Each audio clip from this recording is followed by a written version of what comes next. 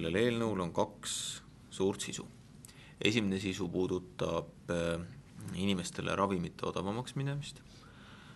Ja me teame, et meil on täna olemas erinevad soodusprotsentidega ravimid ja kõige madalama soodusprotsendiga on siis 50%-lise soodustusega ravimid, kus on lisaks kehtestatud ka nii-öelda kompenseerimise ülempiir, milleks on 12,79 eurot.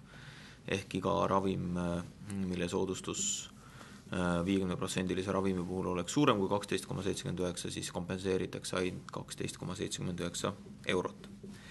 Ja nüüd on ettepanek see ülempiir kaotada ja see tähendab väga selgelt ikkagi inimeste jaoks ravimite odavamaks minemist. See võimaldab ka seda, et inimesed võivad osta mitme kuu ravimid korraga välja. Et see vähendab ühest küljest meil administratiivset kohustust, teiselt poolt inimeste jaoks seda sama, et selle nii-öelda maksimaalse soodustuse saamiseks ei pea enam siis iga kuu käima apteegi vahet. Et ma usun, et see on nii inimestele kui ka haigekassale oluline võit.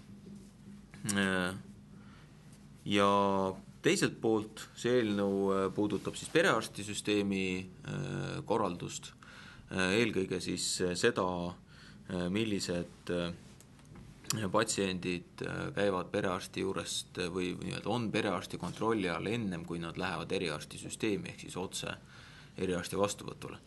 Et perearstidega on seda korduvalt räägitud, et perearstid suudavad täna patsiente juba esimesel tasandil aidata rohkem ja puudub otsene vajadus eelkõige kroonilistel haigetel pöörduda otse siis näiteks maakonnakeskuses asuva eriarsti vastuvõtule, kui seda sama vastuvõttu saaks teha perearst.